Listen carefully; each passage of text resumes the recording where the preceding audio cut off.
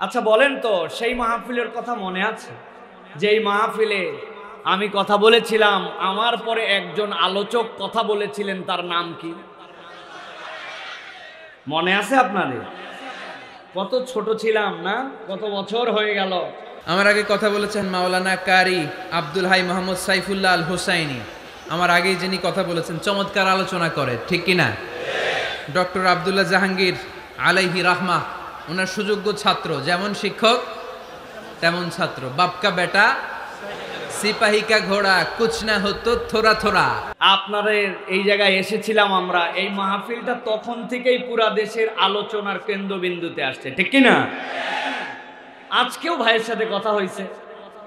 তা আল্লাহ যদি তৌফিকে রাখেন আর আপনাদের যদি ভালোবাসা থাকে আর আমাদের মেজবা ভাই যদি বলে, তো আগামীতে যদি এরকম আবার হয় যে আব্দুল্লাহ সাইফুল্লাহর পরে আজহারি কথা বলবে, কেমন হবে? রাজি আছেন আপনারা? ইনশাআল্লাহ। আপনারা আস্থা রেখেন আল্লাহর প্রতি আর মেজবা ভাইয়ের প্রতি। মেজবা ভাইয়ের সাথে অনেক সুসম্পর্ক, ভাই বললে ভাই আসবে, কিন্তু এই জায়গাতে কেমনে জায়গা হবে? মাঠ বড় জায়গায় নিতে হবে, ঠিক কি না? যে জায়গায় অন্তত 5-7 লক্ষ লোক নির্বিঘ্নে কথা শুনতে পারবে। আমরা মাল্টিফ্যাপসের উদ্যোগে আগামীতে এরকম মাহফিল দেখতে চাই। আর এত বড় আয়োজন ভাই, লাগছে সন্ধ্যার সময়, শেষ 11টায়, মন ভরে। মাল্টিফ্যাপস যদি একদিনের আয়োজন করে, তাহলে বাংলাদেশে মাহফিল না হওয়া ভালো। মিনিমাম 3 দিন লাগবে, ঠিক কিনা? এত বাগান সাজায়া মেজবা ভাই মাগরিবের আগে উদ্বোধন করছে, 10টায় শেষ। প্যান্ডেলারও মন খারাপ, ঠিক না ভাই? এই জন্য আমরা ইনশাল্লাহ আগামীতে কোরআনের কথা শোনার জন্য বড় করে, সুন্দর করে, চমৎকার পরিবেশের আয়োজন যেন আল্লাহ করার তৌফিক দেন। সকলে দিল থেকে বলেন আল্লাহুম্মা আমিন।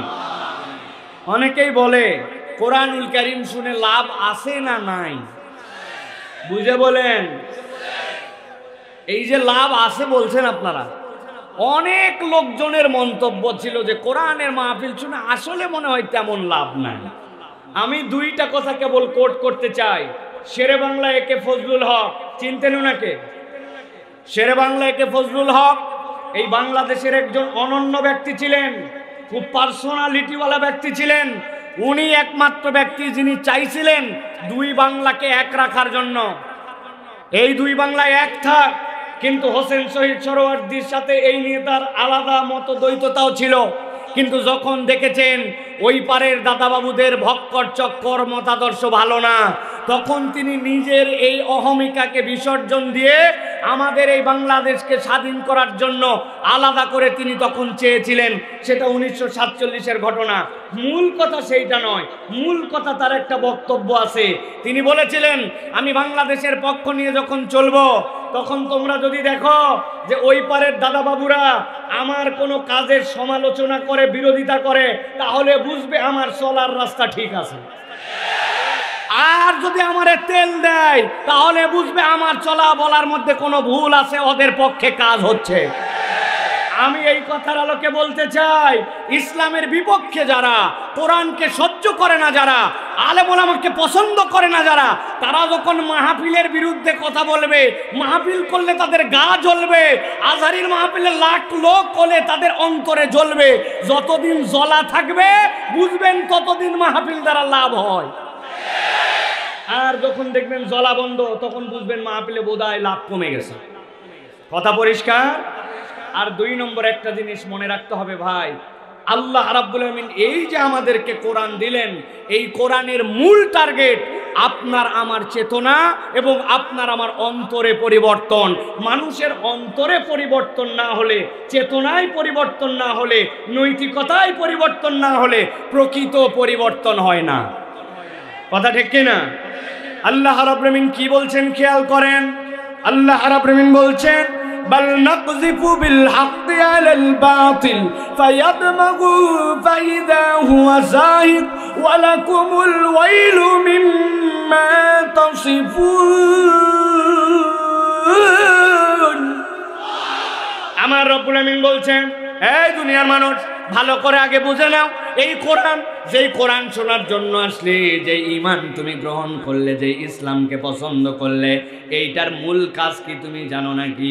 হাজার হাজার মানুষ আপনারা এসেছেন, লক্ষ লক্ষ টাকা খরচ করে আয়োজন হয়েছে, শীতের কুয়াশা মাথার উপরে পড়তেছে, নিচে আপনার ঠান্ডা, আপনি যেই জায়গায় আসলেন, আল্লাহ বলছেন মূল পরিবর্তনটা কোথায় হবে তুমি জানো নাকি?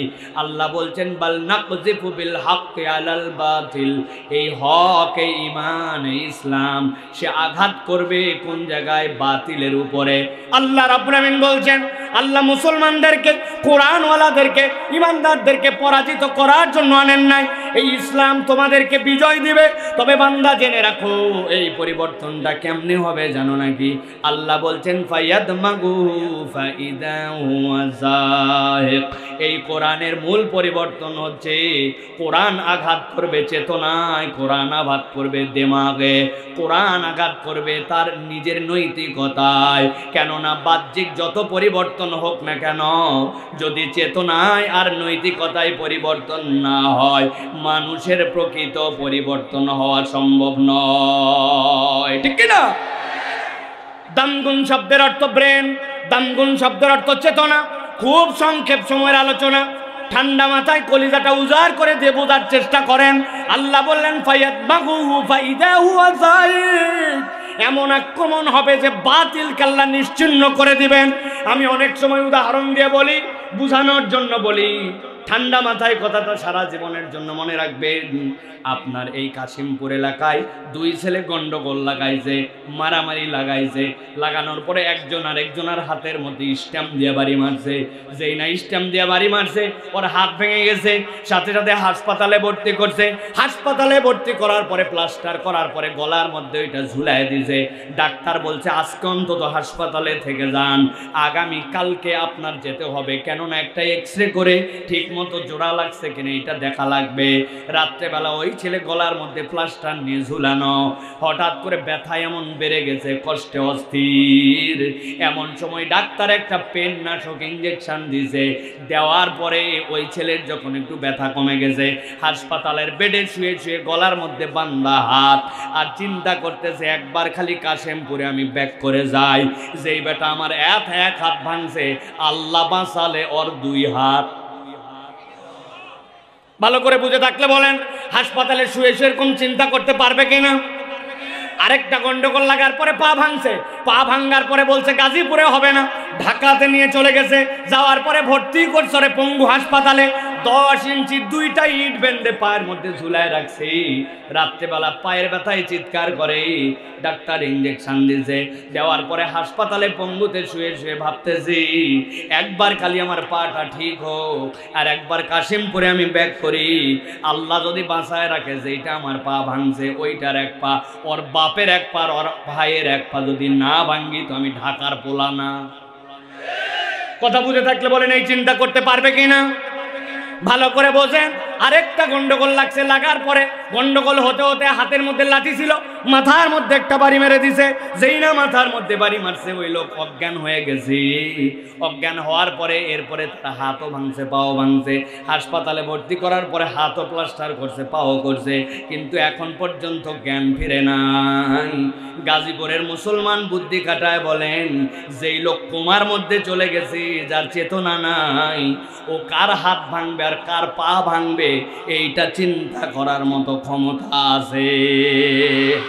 আমার আল্লাহ রাব্বুল আমিন বলছেন বাল নাকযিফু বিল হাক্কি আলাল বাতিল ফায়াদমাগুহু ফাইদা হুয়া যাহিক ওয়া লাকুমুল ওয়াইলু মিম্মা তাসিফুন।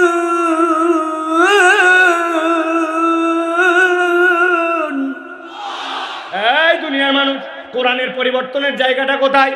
তুমি উপরে উপরে ফাপড় মারো, দুর্নীতিকে না বলুন, অমুককে না বলুন, কাজ হবে না।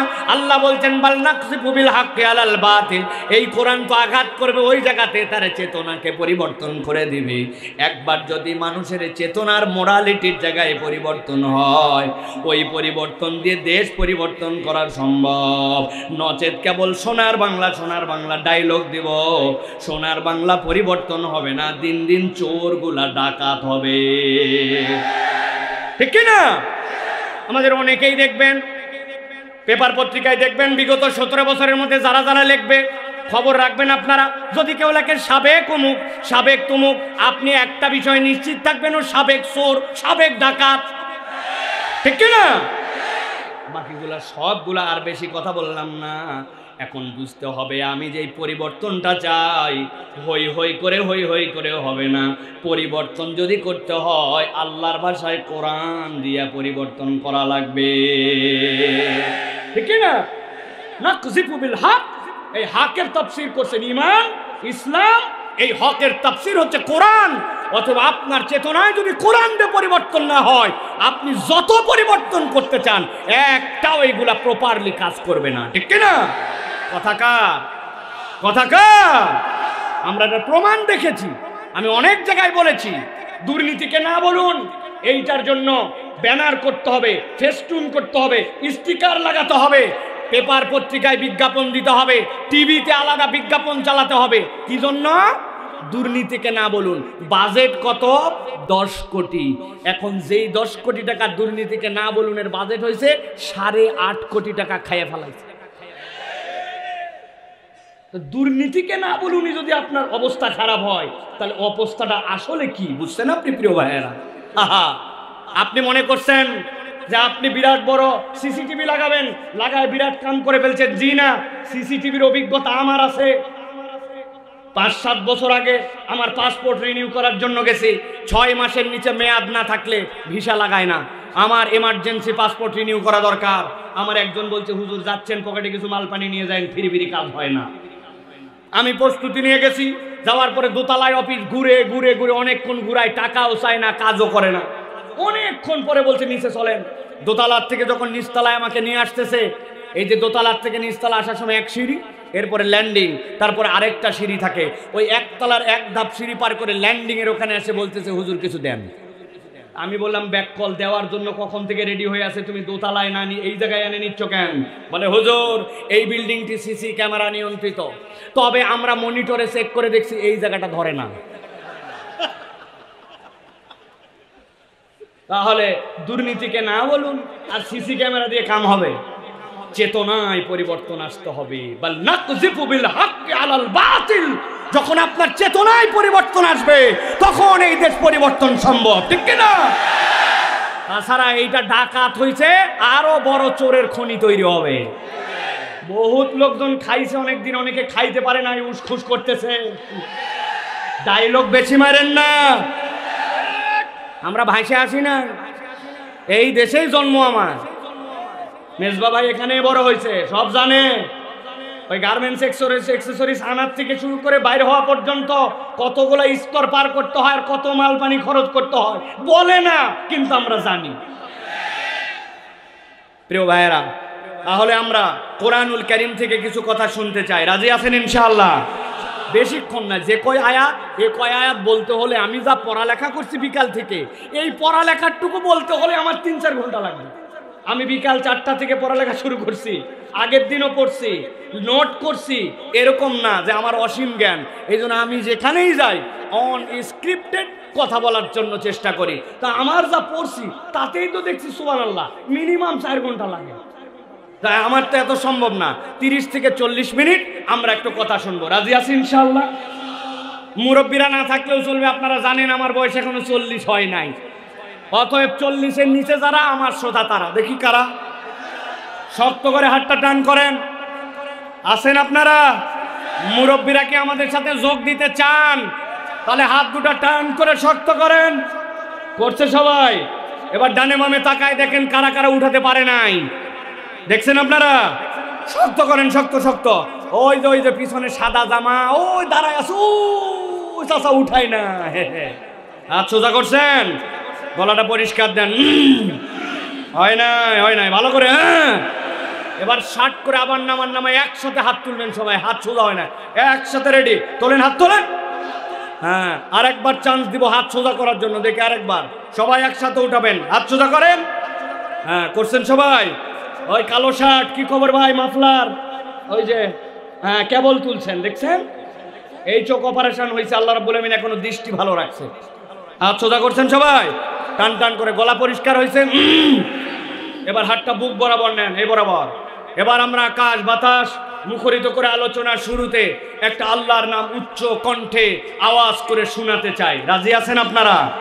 যারা রাজি আছেন তারা সকলে বলেন আল্লাহুম্মা আমিন। আর যারা রাজি নাই তারা বলেন আল্লাহুম্মা আমিন। ও আছে কিছু লোক, না কিছু লোক থাকে ভাই, সারা দেশ দেখছি আমি। আপনি যত পাম্পট্টি দেন, আপনি বলবেন লিল্লাহে তাকবীর, উনি বলবে আল্লাহ ব্যাটারি না। এই টাইপের লোক সব জায়গায় আছে ভাই। এদের অন্তরের মধ্যে যে কি হয়েছে কেবল আল্লাহ জানে। এখন একটু হিম্মত করে তাকবীর দিতে হবে, পারবেন ইনশাআল্লাহ? হাত বুক বরাবর আছে। আমি যখন লিল্লাহে তাকবীর বলবো তখন হাত দুটো উপর দিকে ছুঁড়ে দিতে হবে, পারবেন ইনশাআল্লাহ? রেডি সবাই? দেখে একটু তাকবীর দেন। লিল্লাহে তাকবীর, লিল্লাহে তাকবীর। আল কোরআনের আলো, আল হাদিসের আলো, তোমার নেতা আমার নেতা, তোমার নেতা আমার নেতা,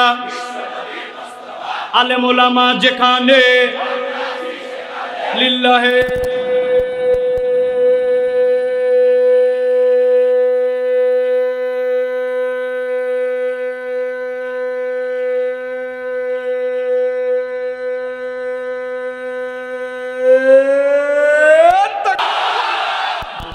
হাত নামান। শয়তান আছে আর কোনাবাড়ি পার, ঠিক কিনা? শয়তান পছন্দ আল্লাহু আকবার হয় না, বুঝবে না শয়তান তো ফুফাতো ভাই। আল্লাহু আকবারের স্লোগানের সাথে যাদের সম্পর্ক নাই, তাদের সাথে বাংলার মুসলমানের কোনো সম্পর্ক নাই। রাজি তো প্রিয় ভাইরা? চলেন তাহলে এবার আমরা সরাসরি কোরআনুল কারীমের মধ্যে প্রবেশ করব। আয়াত বাই আয়াত জাস্ট একটু করে অনুবাদ আর অল্প একটুখানি কিছু কথা এখান থেকে আমরা শুনে যাওয়ার জন্য চেষ্টা করব। আর দেরি না করে বিতাড়িত শয়তান থেকে আশ্রয় প্রার্থনা করে দাঁড়ায় বসে, জায়গা পাইছেন পান নাই, দূরে কাছে যে যেখানে, সকলে একসাথে পড়েন আউযু বিল্লাহি মিনাশ শাইতানির রাজিম, বিসমিল্লাহির রাহমানির রাহিম। ওয়া ইয়াকুলুনা মাতা হাযাল ওয়া'দু ইন কুনতুম সাদিকিন। মা ইয়ানজুরুনা ইল্লা সাইহাতান ওয়াহিদা, সাইহাতান ওয়াহিদাতান তাখুযুহুম ওয়া হুম ইয়াখিসসিমুন।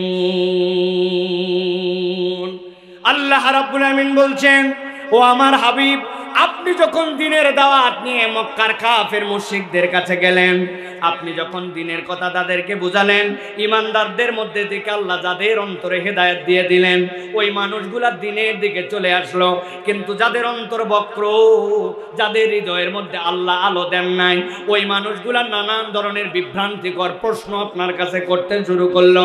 এর মধ্যে একটা প্রশ্ন তাদের ছিল, আপনি বারবার বলেন পরকাল আছে, সেই জায়গায় যাওয়ার পরে হিসাব নিকাশ হবে, পরকাল নামক একটা দিবসে সকলকে উঠতে হবে, আল্লাহর সামনে মুখোমুখি হতে হবে।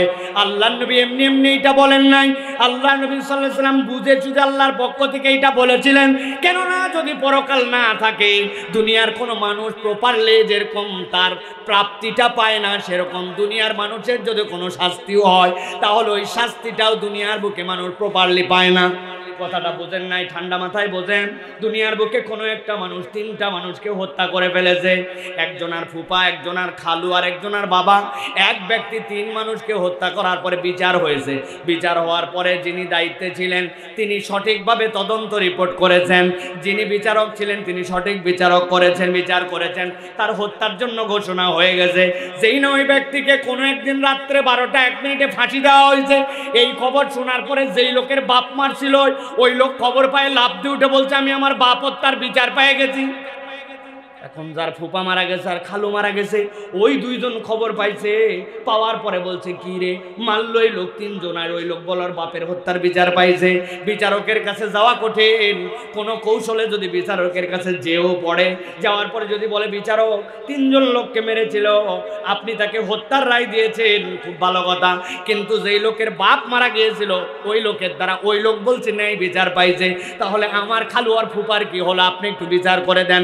ঠান্ডা মাথায় বুঝে থাকলে বলেন তো, দুনিয়ার কোনো মানুষকে একবার যদি ফাঁসি দেওয়া হয়, ওই ফাঁসি দেওয়ার পরে দুনিয়ার কোনো আদালত বা দুনিয়ার কারো ক্ষমতা আছে নাকি দ্বিতীয়বার ওই ব্যক্তিকে জীবন দিয়ে তার বিচার করা?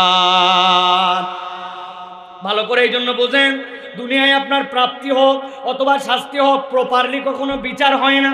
এই জন্য কিয়ামত বা পরকাল এইটা আপনার আমার জীবনের অন্যতম অনুষঙ্গ।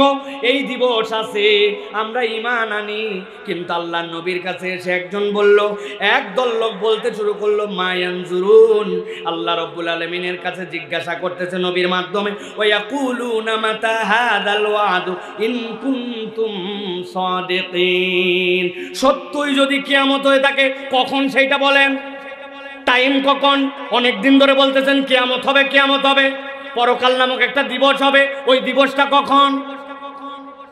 নবীজি সাল্লাল্লাহু আলাইহি ওয়াসাল্লামের কাছে যখন এই জিজ্ঞাসা করা হলো, হাদিস আমাদেরকে বলতেছে আল্লাহ নবী সাল্লাল্লাহু আলাইহি ওয়াসাল্লামের কাছে এসে ইমানদারদের মধ্যে থেকে কতক সাহাবায়ে কেরাম এরকম প্রশ্ন করেছিলেন। এক সাহাবী এসে বললেন, হাদিসের মধ্যে আসে আন্না রাজুলান সালান নবী সাল্লাল্লাহু আলাইহি ওয়াসাল্লাম, আর একজন ব্যক্তি এসে নবীজিকে জিজ্ঞাসা করলো, মাতাসা ইয়া রাসূলুল্লাহ ইয়া হাবিবাল্লাহ, কিয়ামত কখন অনুষ্ঠিত হবে? নবীজি সাল্লাল্লাহু আলাইহি সাল্লাম বললেন, ক্বালা মা আ'দাত্তা লাহা, তুমি যে কিয়ামত কখন হবে জিজ্ঞাসা করছো, এই বেটা কিয়ামতের জন্য কি প্রস্তুতি নিয়েছো তুমি?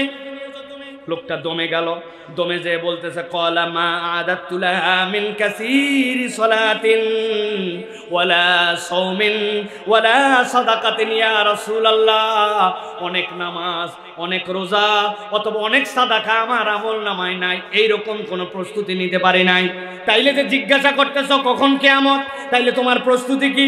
লোকটা লাফ দিয়ে উঠে বলল, ওয়ালাকিন্নী উহিব্বুল্লাহ ওয়া রাসূলাহু, আমার সালান বড় সংক্ষেপ, কিন্তু ইয়া রাসূলুল্লাহ আমি আল্লাহ এবং আল্লাহ রাসূলকে ভালোবাসি।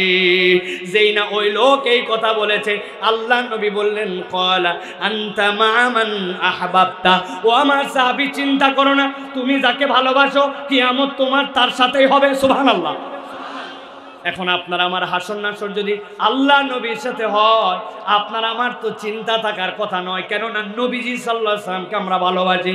সাহাবায়ে কেরাম বলতেছেন, ফাকুলনা ওয়া নাহনু কাযালিক, একজন বলল, ইয়া রাসূলুল্লাহ, ওই লোক তো বলছে সে নাকি আল্লাহ তার রাসূলকে ভালোবাসে, কিন্তু আপনার কাছে একটু জিজ্ঞাসা, আমরাও তো আপনাকে ভালোবাসি, আমরাও কি তাহলে আপনার সাথে থাকবো কিনা? নবীজি বললেন, নাম। সাহাবায়ে কেরাম বলতেছেন, ফাফারিহনা ইয়াউমাইদিন ফারহান শাদীদা, আমাদের জীবনে যত আনন্দের দিন ছিল, আল্লাহ নবী যেই দিন বলেছেন যার হাসর তার সাথে হবে যেই ব্যক্তি যাকে ভালোবাসবে, আর আমরা নবীকে ভালোবাসি, আমাদের হাসর নাসর নবীজির সাথে হবে, ওর থেকে আনন্দের দিন আর আমাদের জীবনে ছিল না। সুবহানাল্লাহ। এবার আপনাদের কাছে জিজ্ঞাসা করতে চাই, আমি সহ আমরা কি আমাদের নবীকে ভালোবাসি? কথা বলেন, ভালোবাসি? আমরা কি আল্লাহকে ভালোবাসি? তাহলে আজকের মাহফিল সাক্ষী হোক যে আল্লাহর সাহাবীরা যেরকম, আল্লাহর নবীর সাহাবীরা যেরকম খুশি হয়েছেন যে তার সাথে নবীর হাসর নাচর হবে, আমরাও আশাবাদী আমাদের সাথে আমার নবীর হাসর নাচর হবে। চলেন 2 নম্বর আয়াতে, যেই না তারা জিজ্ঞাসা করলো, ওয়ায়াকুলুনা মাতা হাযাল ওয়াদু ইন কুনতুম সাদিকিন, যদি সত্যবাদী হয় বলো কখন তোমাদের পক্ষ থেকে সেই কিয়ামতটা কবে হবে? আল্লাহ বলছেন, মা ইয়ানজুরুনা ইল্লা সাইহাতান ওয়াহিদাতান তাখুযুহুম ওয়া হুম ইয়াখসিমুন, আল্লাহ বলছেন এমন একদিন কিয়ামত তোমাদের সামনে আসবে, এমন সময় তোমাদের সামনে কিয়ামত আসবে, তোমাদের সামনে হাজির হয়ে যাবে, একটা মাত্র শব্দ তোমাদের কাছে আসবে, মনে করতেছো কিয়ামত ঘটানো বোধহয় বিরাট কোনো ব্যাপার। আল্লাহ বলছেন এটা বিরাট কোনো ব্যাপার নয়, একটা কেবল নাদ তোমাদের সামনে আসবে। আল্লাহ বলছেন ওয়াহুম ইয়াখিসিমুন, তারা বিতর্কের মধ্যে থাকবে, বোঝার আগেই তাদের মাথার উপরে কিয়ামত আল্লাহ এনে দিবেন। আল্লাহ বলছেন ফালা ইয়াস্তাতিউনা তাওসিয়াতাও ওয়ালা ইলা আহলিহিম ইয়ারজিউন। আল্লাহ বলছেন তোমাদের কিয়ামত এমন ভাবে এসে যাবে যে তোমরা যে ওসিয়ত করবে তোমাদের সন্তানের কাছে যে আমি একটা বিপদে পড়ছি, আমারে উদ্ধার করো, অথবা তোমার জন্য এই সম্পদ রেখে গেছি, তুমি এইটাকে ইউটিলাইজ করো, আল্লাহ বলছেন তারা ওসিয়ত করার সময় পাবে না, পরিবারে ব্যাক করে আসারও সময় পাবে না। মুফাসসিররা ব্যাখ্যা করছেন এর দ্বারা যে বান্দা তুমি যদি ইসলাম থেকে দূরে সরে থাকো, আল্লাহ থেকে গাফেল থাকো, তোমার উপরে যখন দ্বীন এবং ইসলামের বিরুদ্ধচারণ করতে করতে অন্তর যখন তোমার আল্লাহ দ্রোহী হয়ে যায়, তোমার উপরে এমনভাবে মৃত্যু চলে আসবে তুমি আর তওবা করার সুযোগ পাবে না, তুমি তোমার পরিবারের কাছে ব্যাক করার সুযোগ পাবে না। আল্লাহ বলছেন আল্লাহর কাছে এই মৃত্যু দেওয়াটা কোনো ব্যাপারই নয়, এটা এক মুহূর্তের মধ্যে বান্দাদের সামনে হাজির হয়ে যেতে পারে। আল্লাহ রাব্বুল আমিন বলছেন ওয়ানুফিকা ফিস-সূরি ফাইদা হুম মিনাল আজদাসি ইলা রাব্বিহিম ইয়ানসিলুন। আল্লাহ রাব্বুল আমিন বলছেন তাদের সামনে যখন আল্লাহর পক্ষ থেকে একটা সুর মানে আল্লাহর পক্ষ থেকে একটা সিঙ্গার ফুৎকার দেওয়া হবে, ফাইদা হুম মিনাল আজদাস। আল্লাহ রাব্বুল আমিন বলছেন আজদাস এখানে শব্দটি হাদাস শব্দ থেকে, হাদাস মানে হচ্ছে কবর। আল্লাহ বলছেন ইলা রাব্বিহিম ইয়ানসিলুন, ওই বান্দারা মনে করতেছে কবরে আছে, মরে গেছে অথবা জীবিত আছে। আল্লাহ বলছেন এক সেকেন্ড দেরি হবে না, একটা নিনাদের দ্বারা তোমাদেরকে ধ্বংস করে দেওয়া হবে, আর একটা যেই না আল্লাহর পক্ষ থেকে সিঙ্গায় ফুৎকার হবে। আল্লাহ বলছেন ইয়ানসিলুন, এই মানুষগুলা এক মুহূর্ত দেরি হবে না, এই মানুষগুলা আল্লাহ রাব্বুল আলামিনের সামনে হাজির হয়ে যাবে। আল্লাহু আকবার। প্রিয় ভাইয়েরা, এই যে আল্লাহ রাব্বুল আলামিনের সামনে বান্দা হাজির হবে, পৃথিবীর মুফাসসিররা বলছেন হাসরের ময়দানে মানুষজনকে হিসাবের দিনে আল্লাহ রাব্বুল আলামিন চার ভাগে বিভক্ত করে আল্লাহর সামনে ইয়ানসিলুন করবেন, আল্লাহর সামনে নিয়ে আসবেন। বিভক্ত হবে কয় ভাগে? সংক্ষেপে বলছি কিন্তু এটা মুখস্থ রাখতে হবে। বলেন কয় ভাগে?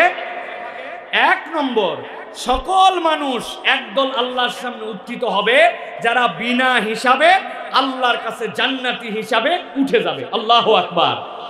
আরেক দল থাকবে যেই মানুষগুলা বিনা হিসাবে জাহান্নামে চলে যাবে। তিন নম্বরে, বিনা হিসাবে জান্নাত হবে না, কিন্তু ওই ব্যক্তিদের একটা হিসাব হবে, হিসাব করার পরে তাদেরকে জান্নাতে ঢুকানো হবে। আর একদল লোক হবে যাদের হিসাব হবে, হিসাব করার পরে ওই ব্যক্তিগুলাকে এরপরে জাহান্নামে নিক্ষেপ করা হবে। তাহলে আল্লাহ রাব্বুল আলামিন যে বললেন যে এই মানুষগুলা আল্লাহ রাব্বুল আলামিনের কাছে উত্থিত হবে, ওয়ানুফিকা ফিস-সূরি ফাইদা হুম মিনাল আজদাসি ইলা রাব্বিহিম ইয়ানসিলুন, তাহলে আল্লাহর কাছে দ্রুততর সময়ে তারা পৌঁছায় যাবে। এই পৌঁছানোর ধরন হবে কয়টা? কথা বললেন না ভাই, কয়টা? আমার কথা কি বুঝতে পারতেছেন ভাই? চারটা। তাহলে এক নম্বর শ্রেণী কি? বিনা হিসাবে যারা জান্নাতের মধ্যে চলে যাবে। সংক্ষেপ করে বলি, খেয়াল করেন।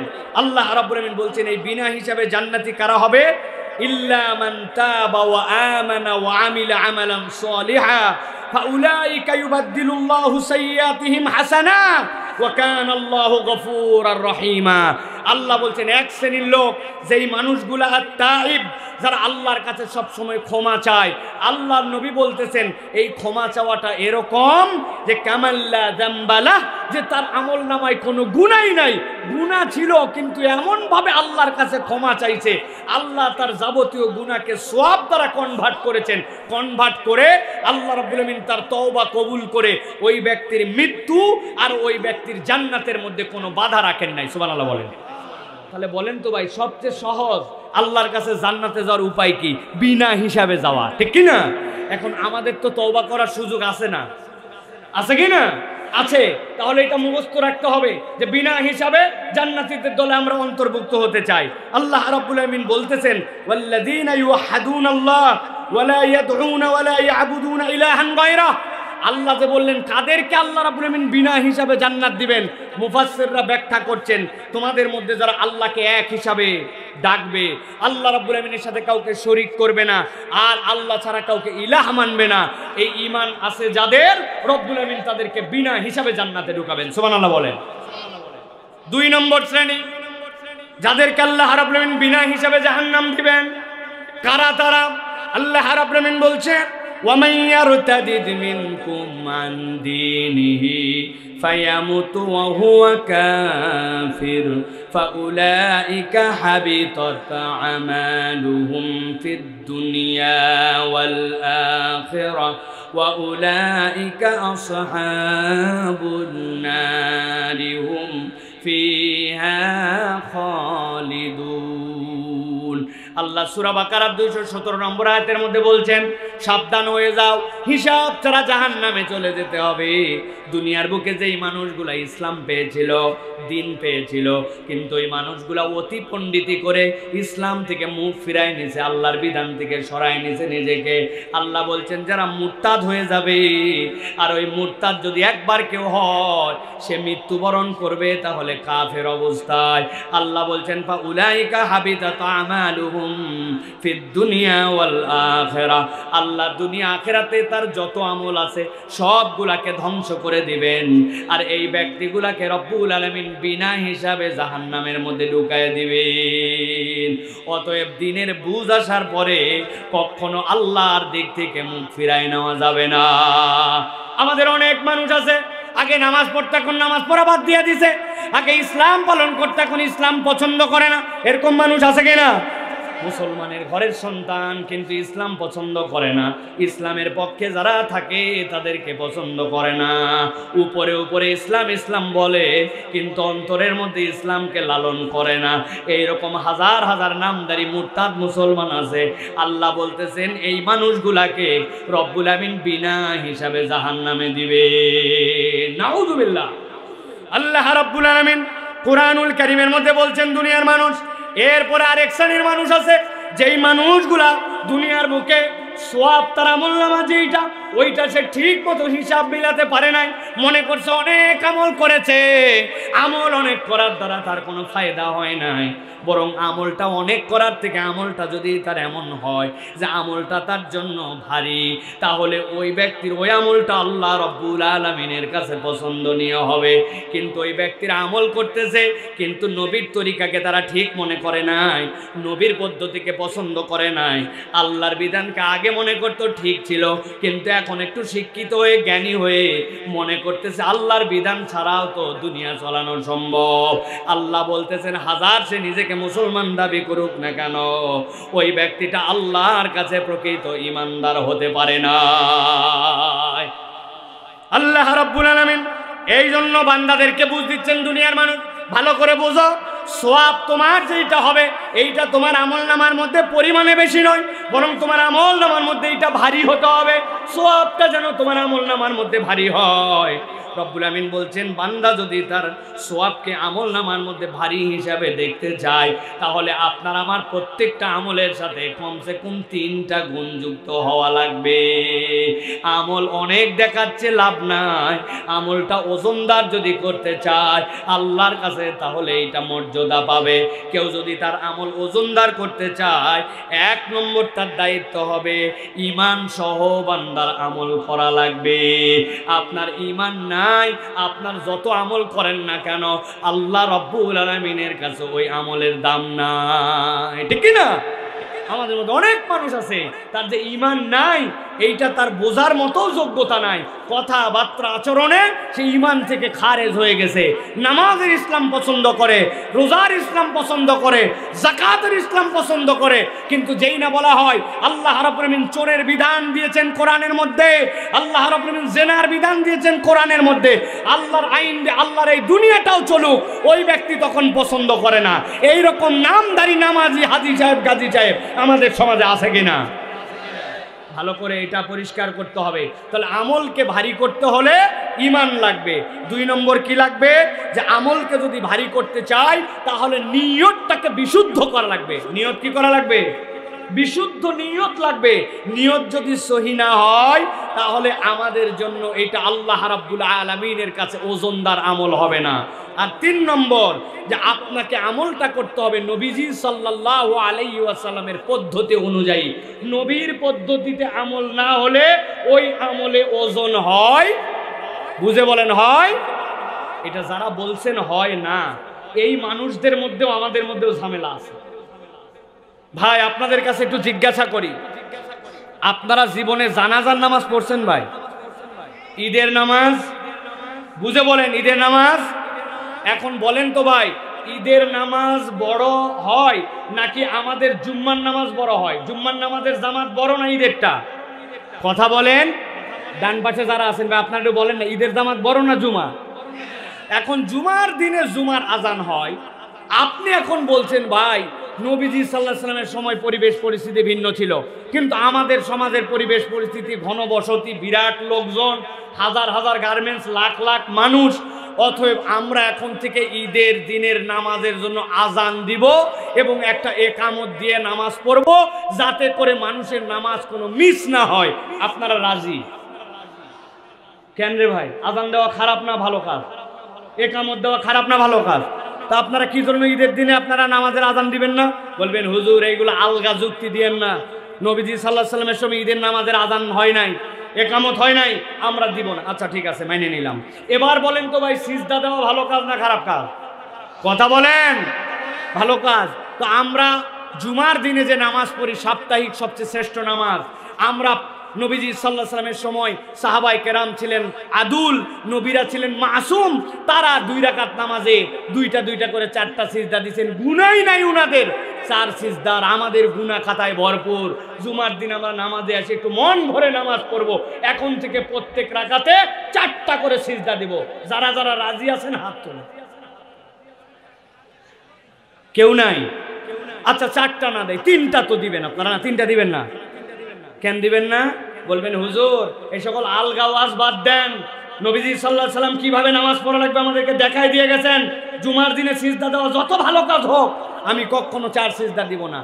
যেই লোক নামাজের মধ্যে 4 সিজদা দিবে না, যেই লোক ঈদের দিনে আজান দিবে না, যেই লোক ঈদের দিনে একামত করবে না, কেননা এটা নবীর তরিকার বাহিরে, ওই লোকে এমন এমন কাজ করে যেটা নবীর তরিকার নাই। আমরা আবার বললে উল্টা আবার ইমাম সাহেবের চাকরি নাই। নামাজের পরে বলছে মুনাজাত করা লাগবে, বলছে নবীজি জীবনে সম্মিলিতভাবে সাহাবায়ে কেরামকে নিয়ে মুনাজাত করে নাই, বলছে আমার হুজুর বুঝে নাই, আগের ইমাম বুঝতো না, কোথার থেকে ইমাম নিয়ে আসছে? ইমাম খেদা আছে কি না? কেন নবীজি সাল্লাল্লাহু আলাইহি সাল্লাম করেন? উনি যুক্তি দিয়ে বলছে আপনি ঈদের আজান দিবেন না, কিন্তু আপনি নামাজের পরে সম্মিলিত মুনাজাত ছাড়বেন না। আছে কি না এরকম লোক? বহু এরকম লোক পাওয়া যাবে। অতএব আজকে ভালো করে জেনে নেন, আমলের ওজন যদি বাড়াতে চান, ঈমান লাগবে, আর আপনার জন্য নিয়ত সহি করা লাগবে, আর 3 নম্বরে নবীর তরিকায় হতে হবে। এর বাহিরে যদি হয় ওই আমল আল্লাহর কাছে গ্রহণ হবে না। তাহলে আল্লাহ রাব্বুল আমিন বিনা হিসাবে এক দলকে জান্নাতে দিবেন, আরেক দলকে বিনা হিসাবে জাহান্নামে দিবেন। আল্লাহ রাব্বুল আমিন বলছেন فأما من ثقلت موازينه فهو في عيشة راضية। রব্বুল আমিন বলছেন তোমাদের মধ্যে যাদের ওজনটা ভারী হয়ে যাবে, রব্বুল আমিন ওই মানুষগুলাকে আল্লাহ রব্বুল আমিন জান্নাতের মধ্যে দিবেন। কোন মানুষ তারা? যাদের আমলনামার মধ্যে গুনাহ ছিল, যাদের আমলনামার মধ্যে অপরাধ ছিল, কিন্তু ওই মানুষগুলা কখনোই আল্লাহদ্রোহী হয় নাই অথবা আল্লাহকে অস্বীকার করে নাই। আল্লাহ ওই বান্দাগুলার হিসাব নেবেন, তবে হিসাবের মধ্যে 3 গ্রেডের মধ্যে যদি বান্দা টিকে যায়, রব্বুল আমিন ওই বান্দাগুলাকে ক্ষমা করে দিয়া ওই বান্দাগুলার জন্য জান্নাতে যাওয়ার ব্যবস্থা করে দিবেন। সুবহানাল্লাহ। আপনি অনেক সময় বাজারে মাছ কিনতে যান, ভালো করে বোঝেন আমরা কোন আয়াতের মধ্যে আছি। ফালা ইয়াস্তাতিউনা তাওসিয়াতাও ওয়ালা ইলা আহলিহিম ইয়ারজিউন। আল্লাহ রাব্বুল আমিন এই আয়াতে কারিমার আলোকে ভালো করে বোঝেন। আল্লাহ বলছেন আমার সামনে তোমরা উদিত হবে। এখন রব্বুল আমিন দেখছেন ওই বান্দার আমলনামার মধ্যে গুনাহ আছে, ওই বান্দার আমলনামার মধ্যে সওয়াবও আছে, কিন্তু রব তারপরেও কি হিসাবে তাকে ক্ষমা করে দিচ্ছেন। আপনি বাজারে গেছেন মাছ কেনার জন্য, যাওয়ার পরে বলছেন আমি তাজা মাছ ছাড়া কিনবো না। দেখবেন সুন্দর করে বাজারের মধ্যে এখন মাছগুলা পানির মধ্যে ভিজায় রাখে, পানির মধ্যে জেতা মাছ আছে, ঠিক কিনা? ওখান থেকে একটা মাছ আপনি উঠাইছেন, উঠায় বলছেন আমার জন্য ওজন করে দাও। যেই না ওজন করতেছে আপনি বলছেন ভাই ওজন যাই করো পানি যেন এর মধ্যে না যায়, পানি একটু কম দেওয়ার চেষ্টা করো। পানি কম দেওয়ার জন্য যেই না আপনি বলেছেন, তারপরেও যখন আপনি 2 কেজির মাছ নেবেন, ওর পেটের মধ্যে পানি, ওর ফুলের মধ্যে পানি, ওর মাথার মধ্যে পানি, আপনি না চাইলেও তার মধ্যে 20 গ্রাম 30 গ্রাম 40 গ্রাম পানি ওজনের মধ্যে গেছে। আপনি মাছ কিনছেন 1000 টাকা কেজি, কিন্তু আপনাকে বাধ্য হয়ে ওর সাথে পানিটাও কিনতে হয়েছে একই দামে, ঠিক না? আপনার আমার আমলনামায় গুনাহ আছে, অপরাধ আছে, কিন্তু আল্লাহ রাব্বুল আমিন বলছেন যার আমলনামাটা ভারী হবে, যার আমলনামাটার মধ্যে ওই বান্দাটা আল্লাহ রাব্বুল আমিনের প্রতি ঈমান বিশুদ্ধ রেখেছিল, ইখলাসের সাথে আমল করেছে, আর ওই বান্দাটা সব সময় যে আমলটাই করেছে ওই আমলটা আল্লাহ রাব্বুল আমিনের রাজি খুশি করার জন্য নবীর তরিকায় করেছে, ওই বান্দার গুনাহ থাকতে পারে, কিন্তু আল্লাহর কাছে যখন হিসাব হবে আর ওজন হবে, ওই বান্দার ওই অপরাধগুলো ওই পানির মতো ওই ভালো দামের সাথে ভালো ওজনের সাথে আল্লাহ রাব্বুল আমিন পার করে দিবে। আর একদল হবে এমন যাদের পানির পরিমাণ এত বেশি, মূল আইটেমই নাই। আল্লাহ বলছেন তাদের হিসাব করার পরেও ওয়া আম্মা মান খাফফাত মাওয়াজিনুহু ফাউম্মুহু হাওিয়া, ওই মানুষগুলার ওজন হালকা হয়ে যাওয়ার কারণে ওই মানুষগুলা ওই দিন বিপদে পড়ে যাবে। আল্লাহ রাব্বুল আমিন তাহলে কি বললেন? আল্লাহ রাব্বুল আমিন বললেন ওয়ানুফিকা ফিস-সূরি ফাইযা হুম মিনাল আজদাসি ইলা রাব্বিহিম ইয়ানসিলুন। আল্লাহর কাছে যেই না দ্বিতীয় ফুৎকার আওয়াজ আসবে, আল্লাহ বলছেন ওই মানুষগুলো আল্লাহর কাছে দৌড়ায় দৌড়ায় হাজির হয়ে যাবে। সাথে সাথে তারা কি বলতে শুরু করবে? আল্লাহ বলছেন ক্বালু ইয়া ওয়াইলানা মান বা'সানা মিন মারকাদিনা হাযা মা ওয়া'দার রাহমানু ওয়া সাদাকাল মুরসালুন। ওই মানুষগুলাকে কবর থেকে যেই না তোলা হবে, মুফাসসিররা বলছেন কবর থেকে যেই না মানুষগুলা উঠবে, তারা কি কবরে খুব ভালো ছিল নাকি? না, কবরে ভালো ছিল না, কিন্তু কবর থেকে এর পরবর্তী যে স্টেপ, ওই স্টেপটা এত ভয়ঙ্কর হবে যে কবরে থাকা অবস্থাটাকে তার কাছে তখন মনে হবে এইটাই ভালো ছিলাম। সাথে সাথে লাফ দিয়ে উঠে বলবে এই আমাদের কি হলো, আমাদেরকে কে এখান থেকে জাগ্রত করলো, কে আমাদেরকে উঠাইলো? সাথে সাথে তাদের মুখ দিয়ে বের হবে হাযা মা ওয়াদার রহমান, আমাদের কাছে আমাদের দয়াময় প্রভু তো দুনিয়াতে ওয়াদা দিয়েই রেখেছিলেন, এরকম একটা দিবসের মুখোমুখি আমাকে হতে হবে। আর বলা হচ্ছে ওয়া সাদাকাল মুরসালুন, দুনিয়ার বুকে যত পয়গম্বর প্রেরণ করা হয়েছে ওই পয়গম্বরগুলার কথাও তো সত্য। সুতরাং আজকের দিনে যারা হম্বিতম্বি করবে, আজকের দিনে যারা পরকালমুখী জিন্দেগি গঠন করবে না, ওই দিন যাওয়ার পরে ওই বান্দাগুলা নবীদের কথাও সত্য হিসাবে দেখতে পাবে, রহমানের ওই দিবস যে সত্য আল্লাহ সেইটাও তাদেরকে দেখায় দিবে। এই পর্যন্ত একটা পাঠ। মূলত এই জায়গাতে আল্লাহ সাদাকাল মুরসালুন যেটা বলেছেন এটা এই জায়গার কথা নয়, এটা সূরা ইয়াসিনের শুরুর দিকের কথা। ও যা রাজুলুন মিন আকসাল মাদিনা, মদিনার থেকে একদল লোক আসলো, 3 জনের কথা আল্লাহ বলেছেন, তারা পয়গম্বর ছিল, তারা যে বার্তা দিয়েছিল মানুষজন তাদেরকে অস্বীকার করেছিল। আল্লাহ বলছেন বান্দা ওই দিন যাওয়ার পরে তোমরা বুঝতে পারবা আল্লাহর কিয়ামত যেরকম সত্য, নবীর কথাগুলাও সেরকম সত্য। চলেন এবার বাকি কথাগুলোর দিকে আমরা একটু আগাই ধীরে ধীরে। আল্লাহ রাব্বুল আমিন বলছেন ইন কানাত ইল্লা সাইহাতান ওয়াহিদাতান ফাইদা হুম জামিউল লাদাইনা মুহদারুন। আমার রাব্বুল আমিন বলছেন যেই না ওই মানুষগুলা সাথে সাথে কিয়ামতের ময়দানে উঠলো, আল্লাহ রাব্বুল আমিনের কথা যে সত্য তারা বুঝতে পারলো। আল্লাহ রাব্বুল আমিন বলছেন তোমরা কি মনে করছো রব্বুল আলামিনের কাছে তাদেরকে হাজির করা খুব কঠিন ব্যাপার? না, রব্বুল আলামিনের কাছে তাদের কাছে হাজির করা একটুকু কঠিন ব্যাপার নয়। আল্লাহ বলছেন ইল্লা সয়হাতান, একটা যেই না হাঁক ডাক উঠবে সাথে সাথে আল্লাহ তাদের কাছে হাজির করবেন। মুফাসসিররা ব্যাখ্যা করছেন কিয়ামতের দিনে কেউ হাসরের ময়দানে স্বেচ্ছায় যেতে যাবে না।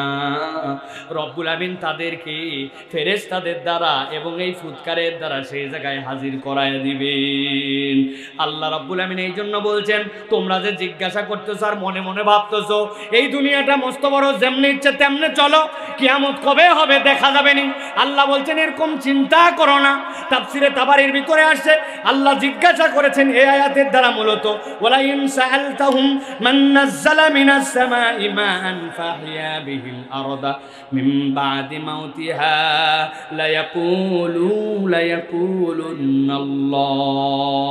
আল্লাহ বলছেন তোমার সামনেই তো তুমি জমি পড়ে থাকতে দেখো, জমির মধ্যে এমন ভাবে খটখটা, এর মধ্যে কিছু হওয়াই সম্ভব না মনে হয়, অথচ অবাক হয়ে দেখা যায় আসমান থেকে বৃষ্টি আসছে।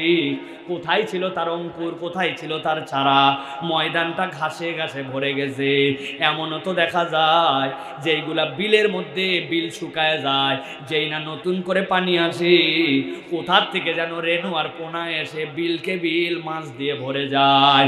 আল্লাহ বলছেন আসমান থেকে পানি দিয়ে যেই আল্লাহ এক মুহূর্তে তোমার সামনের জমিনকে জীবন দিয়ে দিতে পারেন, ওই আল্লাহর কাছে তুমি মৃত হওয়ার পরে হাজির করানো একটা শব্দের দ্বারা কোনো কঠিন বিষয় নয়। ঠিক কি না ভাই? এই দুনিয়াতে যদি আমরা দেখি আমাদের চলা, আমাদের যত ধরনের যা দেখতেছি এইগুলার মধ্যে যে এখন দৈন্যতা, এইগুলার মধ্যে যে উদাসীনতা, এটার অন্যতম কারণ আমাদের পরকালহীন জিন্দেগি। ঠিক কিনা? এই জন্য সালাফরা উদাহরণ দিতেন। আমি আমার ভাষায় অনেক সময় বলি দুনিয়া লাগবে কি লাগবে না? দুনিয়া লাগবে কি না ভাই? দুনিয়া লাগবে, কিন্তু দুনিয়া লাগাতে যে যদি আমরা এমন আচরণ করি যে আমরা দুনিয়া আখিরাত উভয়টাই হারাই ফেলি তাহলে বড় বিপজ্জনক। এক লোক নাকি বলছে আই লাভ ইউ ওয়াটার। কি বলছে? একজন বলছে ব্যাককল, মানুষ বলে আই লাভ ইউ ওয়াইফ, তুই বলিস আই লাভ ইউ ওয়াটার। বলছে না বলে উপায় আছে, আমি একজন জেলে মানুষ, আমি নৌকা চালাই পানিতে, আমি মাছ ধরি পানিতে, আমার জীবিকা সবগুলা পানিতে, আমার থেকে পানির মর্যাদা কে বোঝে? I love you water. এখন যেই লোকের কাছে এই কথা বলছে ওই লোক একটু ঘাড় তেরা ছিল। ও বলছে ব্যাককল, যাকে তুই ভালোবাসিস ভালোবাসার লোকের সাথে মিলন হওয়া লাগে। তুই থাকিস এই কোণার মধ্যে উঠে বসে নৌকার মাথায়, আর পানি থাকে কত নিচে, তাহলে তোর সাথে ভালোবাসার মিলন হলো কেমনে? ওই কি করা লাগবে? এই ধর তোর হাতে একটা শাবল দিলাম, এই শাবল দিয়ে নৌকার তলা ফুটা কর। বলে ফুটা করলে কি হবে? কই গল গল করে পানি উঠবে, পানির সাথে তোর মিলন হবে। এইসা পানির প্রেমী ও এক শাবল দিয়ে নৌকার তলার মধ্যে দিছে ফুটা করে, গল গল করে নৌকা দিয়ে পানি উঠতেছে, আর উপরে বসে থাকে উনি বলতেছে আই লাভ ইউ ওয়াটার। বুঝে থাকলে বলেন তো ভাই, নিজের নৌকার তলা ছিদ্র করে যদি বলে আমি পানিকে ভালোবাসি, তাহলে ওই নৌকা সহ, ওই লোক সহ, জাল সহ ডুববে না বাঁচবে? ভালো করে বুঝে রাখবেন, সারা জীবন উদাহরণটা মনে রাখবেন। সালাফরা বলতেছেন দুনিয়া তোমার লাগবে, কিন্তু তোমার যে অন্তর, ওই অন্তরটা যদি ফুটা করে ওর মধ্যে দুনিয়া ঢুকাও, তাহলে তোমার দুনিয়াও বরবাদ, আখিরাতও বরবাদ। রব্বানা আতিনা ফিদ দুনিয়া হাসানা, আল্লাহ শিখাইছেন। তবে এই হাসানাটা পরকালমুখী, কখনো অন্তর ছিদ্র করে দুনিয়াকে আশ্রয় দেওয়া যাবে না। ঠিক কি না? বলছি তো ঠিক, কিন্তু কাজের বেলায় গেলে তো ঠনঠনা ঠনঠন। নিজের দোকানের সব মাল হালাল বৈধ, কিন্তু এমন দুনিয়াদার বলতেছে ভাই আপনার মতো সেনা লোক বলে কেনা দামে দিলেন। জীবনে দেখে নাই, ওরে বলছে সেনা লোক। দাম দিছে 500 টাকা বেশি, বলছে কেনা দামে দিলাম। হালাল মাল সেনা লোক কেনা দামে বলে হারাম ব্যবসা করে। এরকম লোক গাজীপুর কাশিমপুরে নাই, আছে? আহা, আরো বলে কি আপনি আমার বোনের কাস্টমার, সকাল 11টা, এর আগে 30টা কাস্টমার গেছে বিক্রির জন্য, বলছে বোনের কাস্টমার মানে প্রথম কাস্টমার, এই জন্য ভাই আপনাকে দিচ্ছি। এমন মৃত্যু, হালাল মাল 2 নম্বর করে, তাহলে ওর অন্তর দুনিয়া ঢুকছে, মাল হালাল, লোক হালাল, কিন্তু তার কার্যক্রমটা হারাম। এরকম লোক আছে কিনা? বুঝে বলেন, আছে কিনা? এত বড় দাড়িওয়ালা চিনেন? এত বড় দাড়িওয়ালা, সুন্দর জুব্বা পরালো, আহা আপনি জানেন না কি অবস্থা। মুরব্বীর কাছে একজন গেছে, যাওয়ার পরে বলছে চাচা বড় বিপদে পড়ছে, 1000 টাকা হাওলাত দেন। বলছে ব্যাককল, হাতে টাকা নাই সর। বলছে চাচা বিরাট বিপদে আছি, আমার সন্তান অসুস্থ, একটু ডাক্তার দেখানো লাগবে। বলতেছে বললাম হাতে টাকা নাই। খানিকক্ষণ পরে বলছে চাচা আপনি ভুল বুঝছেন, আজকে সোমবার দিন 1000 দেন, আল্লাহ বাঁচালে আগামী শুক্রবার দিন 1250 রিটার্ন। বলছে বেকুব কোথাকার, মানুষের হাতের টাকা থাকে নাকি, বাড়ির চল। বাড়িতে নিয়ে গেছে, বাড়িতে নিয়ে 1000 টাকা বের করে দিছে, দিয়ে বলছে লাগলে আরো বল, তোর চাষিও কিন্তু এই ব্যবসা করে, তবে যা করবি তাড়াতাড়ি কর। মাগরিবের আজান হয়ে গেছে, আমি কিন্তু জামাতে নামাজ ধরবো। আসরের নামাজ পড়ে আসে দাদনে সুদে টাকা লাগায়া মাগরিবের নামাজ আবার জামাতে পড়তে চায়। এত বড় দাড়িওয়ালা টুপিওয়ালা আব্দুল্লাহ আব্দুর রহমান নামধারী এরকম মুসলমান আছে কি না? আপনাদের এলাকাও আছে? আমার আল্লাহ রাব্বুল আমিন বলছেন ইন কানাত ইল্লা সাইহাতান ওয়াহিদাতান ফাইযা হুম জামিউল লাদাইনা মুহদারুন। এই বান্দা, একটা শব্দের মাধ্যমে আমার সামনে তোকে হাজির করব, আর তুই আমার হুকুম না মেনে ধান্দাবাজি করে দুনিয়ায় পার পাইছিস। দুনিয়া তোর কয়দিনের রে? পালায় গেছিস না হয় এখন দুনিয়া ছেড়ে, বাংলাদেশ ছেড়ে ওই পারে, কিন্তু কবর থেকে পালানোর সুযোগ আছে নাকি? ব্যাংকে টাকা রাখলাম আমরা, এসআইবিএলে যাওয়ার পরে বলে 10,000 টাকার উপর দেওয়া যাবে না। আরে কি সাংঘাতিক কথা! কয়েক লক্ষ টাকার লোক 10,000 টাকার উপরে দেয় না, কয় আমার টাকা নাই। টাকা কি হলো? টাকা করছে মানি, এটাকে বলে মানি গেম। এক ব্যাংকের থেকে নিছে 50 কোটি টাকা, নিয়ে আরেক ব্যাংকে ওর 100 কোটি টাকার ঋণ আছে, ওইখানে 50 কোটি টাকা শোধ দিছে, দিয়ে বলছেন দেখছেন 100 কোটি টাকা আছে তাই কি 50 কোটি টাকা যখন তখন আপনাকে দিতে পারি, তো কি করা লাগবে? কই আরো 200 কোটি টাকা দেন। কই যে বেটা 50 কোটি দিতে পারে, ওরা 200 কোটি দিলে সমস্যা কোথায়? ওই 200 কোটি নিয়ে আরেক ব্যাংকে 500 কোটি আছে, ওই জায়গায় মেরে দিছে 100 কোটি, দিয়ে বলছি রে বাবা রে বাবা, 100 কোটি রিটার্ন দিতে পারে, 500 কোটির লোক কোনো ব্যাপার না, কি করা লাগবে? কই 2000 কোটি দেন। এরকম করে মানি গেম খেলে দেশের টাকা সবগুলা পাচার করে দিয়ে এখন দেশে নাই, মনে করছে বাপ রে বাপ দেশের বাইরে, ধরা ছোঁয়ার বাইরে।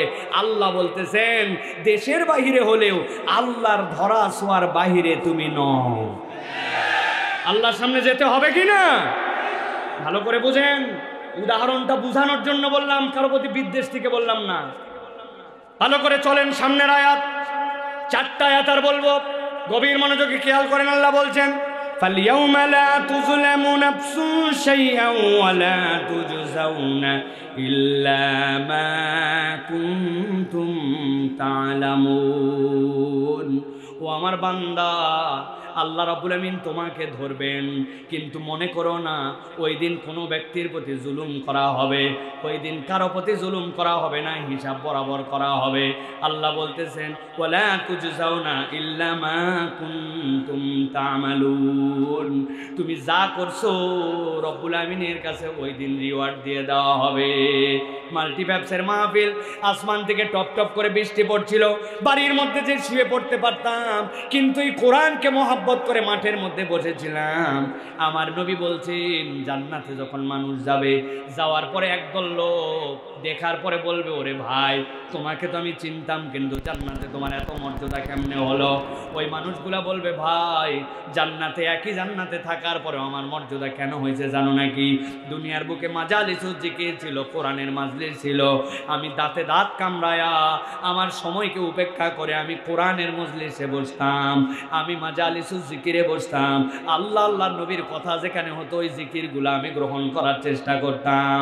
আমার অন্য কোনো আমলে নয়, কেবল ওই সময় বিনিয়োগ করার কারণে রব্বুল আমিন আজকে আমাকে জান্নাতে এই মর্যাদা দিয়ে দিয়েছে। সুবহানাল্লাহ। আল্লাহ রাব্বুল আমিন এই জন্য বলছেন ইন্না আসহাবাল জান্নাতিল ইয়াউমা ফি শুগুলিন ফাকিহুন হুম ওয়াজওয়াজুম ফি যিলালিন আলাল আরাইকি মুত্তাকিউন। আল্লাহ রাব্বুল আমিন বলছেন আমি আল্লাহ রাব্বুল আমিন হিসাব বরাবর করব। তবে রব্বুল আমিন জানাচ্ছেন ইন্না আসহাবাল জান্নাতিল ইয়াউমা ফি শুগুলিন ফাকিহুন। সুবহানাল্লাহ। আল্লাহ বলতেছেন, এত মজার তাফসীরের মধ্যে মুফাসসিররা করেছেন, আল্লাহ বলছেন এখানে শুগুলিন ফাকিহুন বলেছেন আল্লাহ, বান্দা জান্নাতে যাওয়ার পরেই কখনো তার নিদ্রা আসবে না, আর জান্নাতের মধ্যে সব সময় সে আনন্দে চিত্তে থাকবে। দুনিয়ার বুকে আমাদের এরকম হয়, একটা জিনিস পছন্দ করছে, অনেক ভালো লাগছে, কিন্তু এক সময় যে মনছে না আর কত আর ভালো লাগে না। কিন্তু আল্লাহ বলছেন শুগুলিন ফাকিহুন, তারা ফলে ফুলে এমনভাবে সেই জায়গায় মশগুল থাকবে, আল্লাহ এক মুহূর্তের জন্য জান্নাতের আনন্দ তাদের থেকে দূর করবেন না। ওই ব্যক্তি তারা যারা পরকালকে বিশ্বাস করে দুনিয়ার জীবনটা পরকালের দিকে তাকায়া জ্বালাইছিল। আল্লাহ বলছেন মাল্টিপ্যাপসের মাহফিলে ছেলেরা সামনে আসছে, মেয়েরা কি আসে নাই? অনেক মেয়েরা আসছে। আল্লাহ বলছেন ও মা বোন কান খাড়া করে শোনেন, হুম আজওয়াজুহুম ফি জিলালিন আলাল আরাইকি মুত্তাকিউন। আল্লাহ বলবেন ওই জান্নাতে যাওয়ার পরে এরকম চেয়ার থাকবে, পাশাপাশি স্বামী স্ত্রী বসবে, জান্নাতের মজমা কায়েম হবে। আল্লাহ বলছেন তাদেরকে উচ্চ উচ্চ আসনের মধ্যে বসায়া রব্বুল আমিন তাদের স্ত্রীকে সেই জায়গায় দিয়ে দিবেন। কেবলমাত্র স্বামী নয়, কেবলমাত্র স্ত্রী নয়, আল্লাহ কোরআনের অন্য আয়াতে বলেছেন তুমি যদি তোমার পরিবার পরিজনকে ইসলামের উপর রাখতে পারো, আল্লাহ আমাদের পরিবার পরিজনগুলোকেও আল্লাহ রব্বুল আলামিনের জান্নাতে পাশাপাশি হাজির করে দিবেন। সুবহানাল্লাহ। এর মধ্যে ইউনিক হবে একদল, শুনবেন, ইউনিক হবে একদল। এইরকম লোকটা একটু খুঁজে নিয়েন। একদল লোক জান্নাতে যাওয়ার পরে জান্নাতে থাকবে, হঠাৎ করে একদিন ফেরেশতাদেরকে বলবো, ফেরেশতা জান্নাতের মধ্যে আমার অমুক বন্ধুটাকে দেখতেছি না কেন, অমুক ওই কোথায়? সাথে সাথে বলবে সে তো জান্নাতে আসতে পারে নাই। আল্লাহকে বলতে শুরু করবে, আল্লাহ আমার ওই দোস্তর সাথে আমার যে সম্পর্ক ছিল, জান্নাতে না আসলে আমার জান্নাতে ভাল লাগে না। রব্বুল আলামিন বলবেন জান্নাতের মধ্যে আসার পর আমার বান্দা মন খারাপ করে থাকবে, তার বন্ধু জান্নাতে আসতে পারে না, হতে পারে না। ফেরেশতা যাও যাও ওই বান্দাটাকে জাহান্নাম থেকে মুক্ত করে দাও। জাহান্নাম থেকে যেই না তাকে উঠানো হবে, জাহান্নামের মধ্যে লোকজন বলবে আরে এই লোকের তো কোনো ভালো আমল আছে আমাদের জানা নাই, অথবা এই লোক দুনিয়ার বুকে অনেক কিছু করছে এরকম তো জানা নাই, এই লোক তারপরেও জাহান্নাম থেকে কেমনে মুক্তি পায়? সাথে সাথে ফেরেশতারা তাদের কাছে বলবে ওই লোকটার একটা বন্ধু জান্নাতে গেছে, জান্নাতে যাওয়ার পরে সে জান্নাতে তার দোস্তকে খুঁজেছে, বন্ধুকে খুঁজেছে, মিস করেছে। ওই জান্নাতে মিস করার কারণে আল্লাহ রব্বুল আলামিন এই জাহান্নামী বান্দাকেও মাফ করে জান্নাতে ঢুকায় দিয়েছে। কত বন্ধু খুঁজলাম, কত লোকের সাথে ঘুরলাম, কোন লোকটা আমাকে জান্নাতে যায় খুঁজবে, এইরকম মানুষকে আমি এখন পর্যন্ত চুজ করতে পারলাম না। আমার সম্পর্ক বেনামাজির সাথে, আমার সম্পর্ক বিড়িখোরের সাথে, আমার সম্পর্ক গিবতওয়ালার সাথে, আমার সম্পর্ক আলেম ওলামার সাথে না, আমার সম্পর্ক এমন কোন নেককার মানুষের সাথে নয়।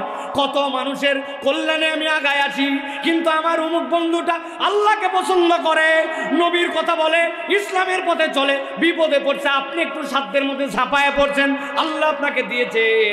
আল্লাহ রব্বুল আমিন যদি এটাকে কবুল করে নেন, ওই জান্নাতে যাওয়ার পরে কিন্তু এরকম বন্ধু আপনাকে খুঁজে নিতে পারে।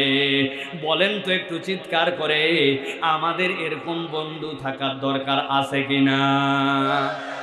কথা বলতে হবে, আছে কিনা? দাঁড়ায় যারা আছেন আছে কিনা?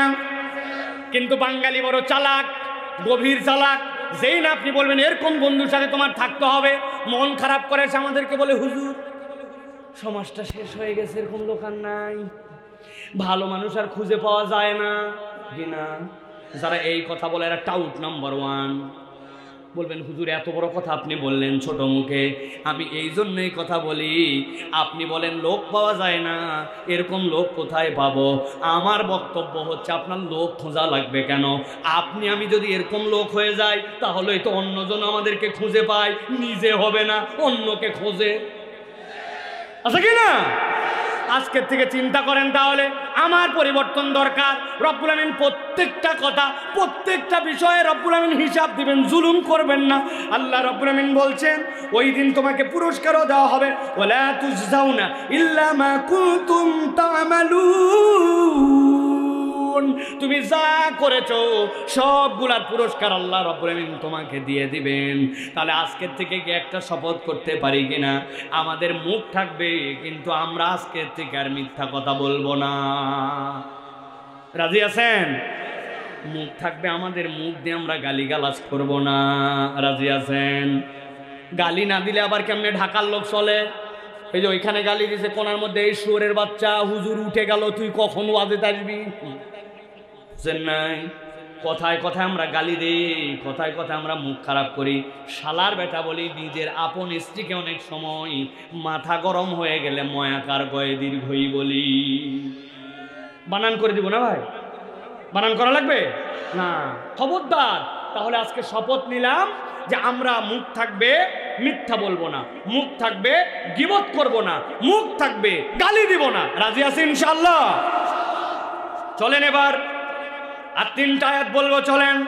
আল্লাহ রাব্বুল আলামিন বলছেন ওই দিন তাদের স্ত্রীকে নিয়ে তারা ওইখানে সুন্দরভাবে তারা উদযাপন করবে, হেলান দিয়ে দিয়ে রব্বুল আমিনের মজলিসের মধ্যে তারা হাজির হবে। আল্লাহ বলছেন লাহুম ফিহা ফাকিহাতু ওয়া লাহুম মা ইয়াদউন। প্রত্যেকটা শব্দ আল্লাহ বেছে বেছে চয়েস করেছেন।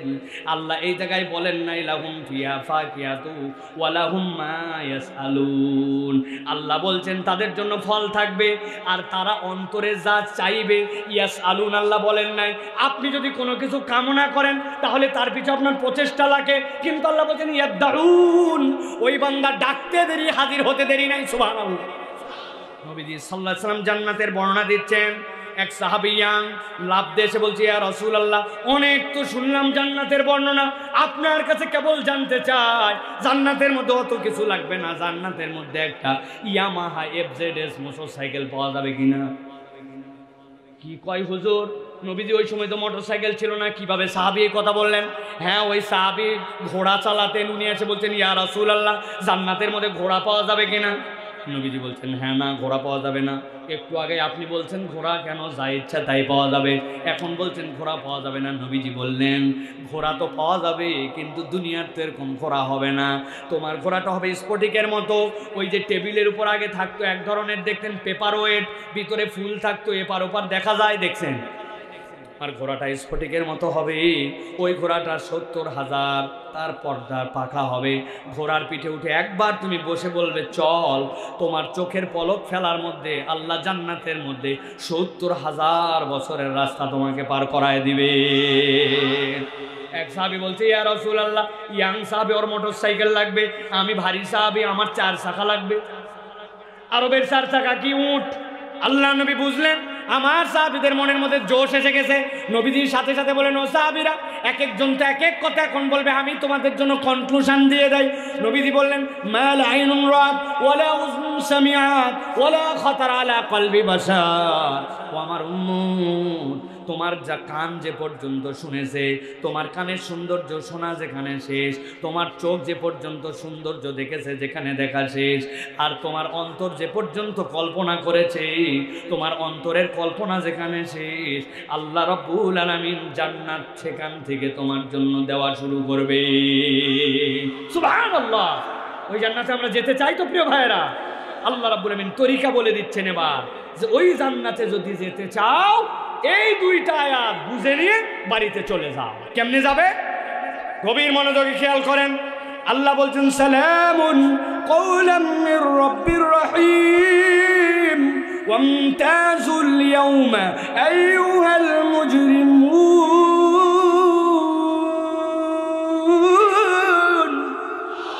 আল্লাহ এবার জান্নাতে যাওয়ার আগে হাসরের ময়দান, যে হাসরের ব্যাপারে জিজ্ঞাসা করছিল কবে হবে, আল্লাহ বলছেন একটা নিনাদ দিয়ে ধ্বংস, আরেকটা নিনাদ দিয়ে জাগ্রত, আরেকটা নিনাদ দিয়ে সবগুলোরে হাজির করছি।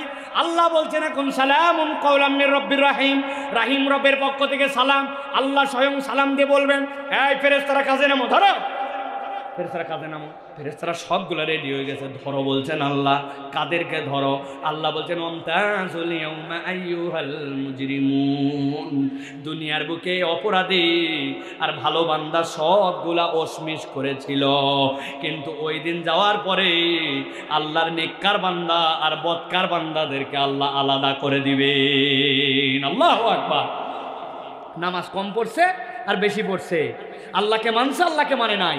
সকলেই সূর্যের রশ্মি পেয়েছে, সকলেই অক্সিজেন পেয়েছে, আল্লাহ রাব্বুল আলামিন কম করেন নাই। কিন্তু আল্লাহ বলবেন আজকে আলাদা করো, ওয়ামতাজুল ইয়াওমা আইয়ুহাল মুজরিমুন, আজকে যারা মুজরিম তাদেরকে আলাদা করো, আর আজকে যারা ভালো বান্দা তাদেরকে আলাদা করে দাও। এরপর আল্লাহ রাব্বুল আলামিন জিজ্ঞাসা করবেন আপনাদের কাছে, আমাদের কাছে আল্লাহ রাব্বুল আলামিন জিজ্ঞাসা করাচ্ছেন। মুফাসসিররা ব্যাখ্যা করছেন সালামুন কওলাম মির রব্বির রাহিম বলার নাম কারণ কি? আল্লাহ নিজেকে রাহিম রব বললেন কেন?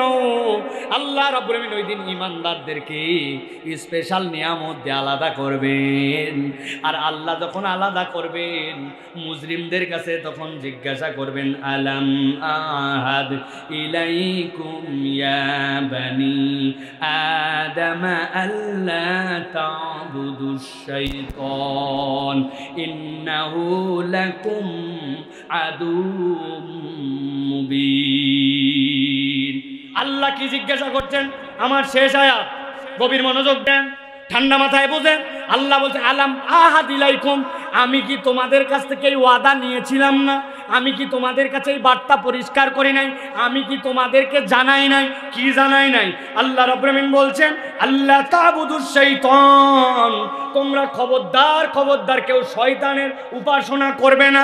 আমি জিজ্ঞাসা করব, একটা জবান বন্ধ থাকবে না, সবগুলা মুখ দিয়ে উচ্চারণ করতে হবে।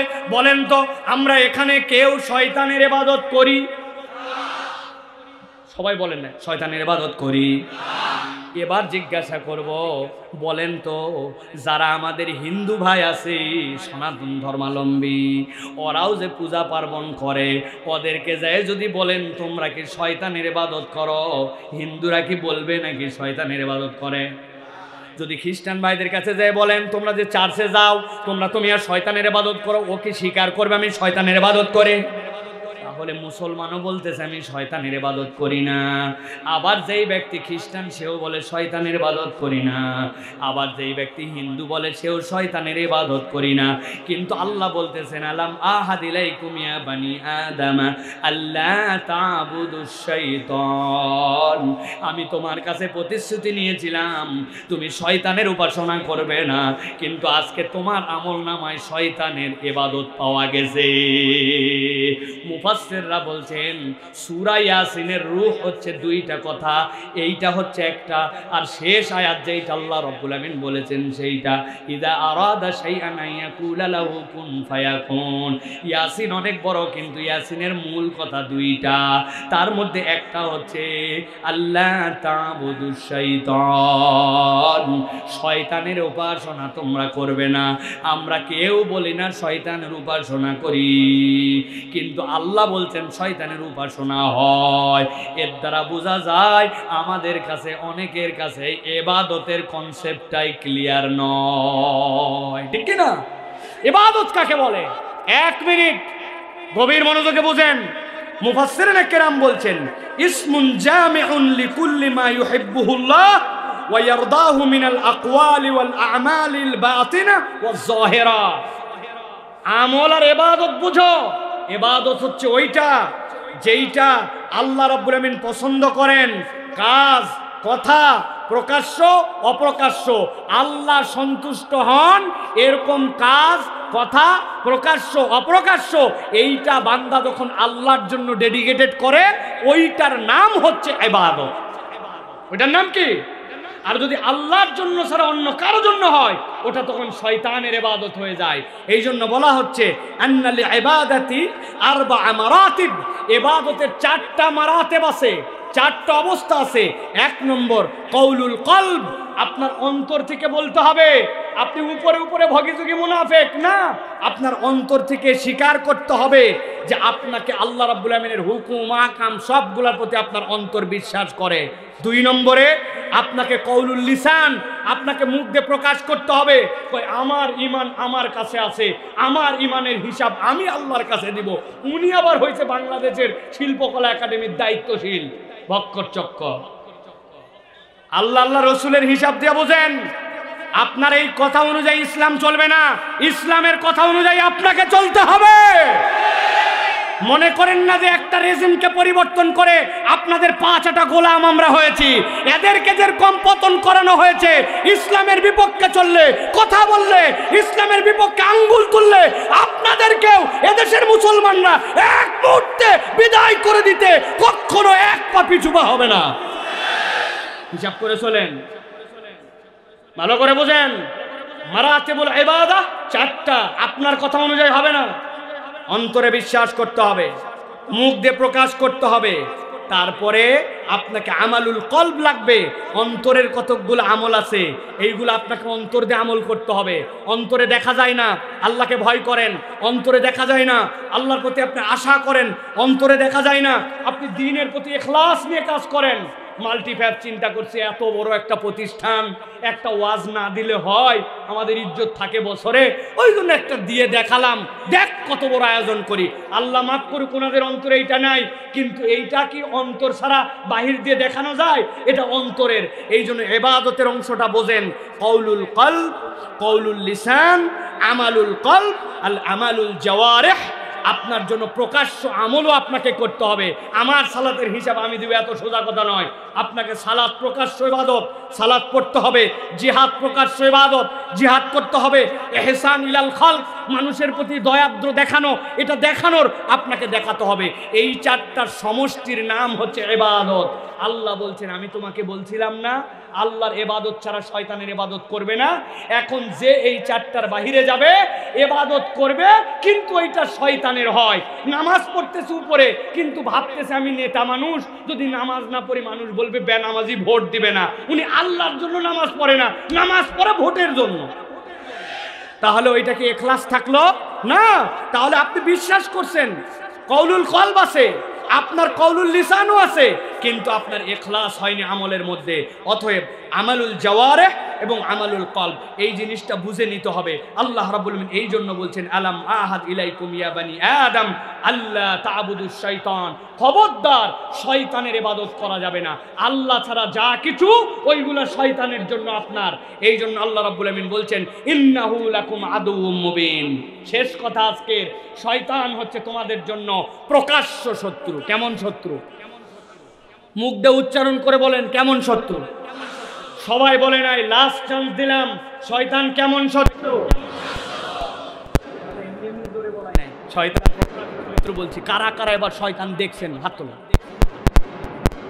কেবল বললেন আপনি প্রকাশ্য শত্রু। থাকবে, এটার মানে বুঝতে হবে, এটার মানে বুঝতে হবে। আমি ছোট্ট একটা উদাহরণ দিয়ে কথা শেষ করি প্রিয় ভাইয়েরা। কথা আরো অনেক ছিল, কিন্তু রাত গভীর হয়ে গেছে, 12টার কাছাকাছি, আর কথা বলা উচিত হবে না, এই জন্য শেষ করে দিচ্ছি। তাছাড়া কথা আরো ছিল।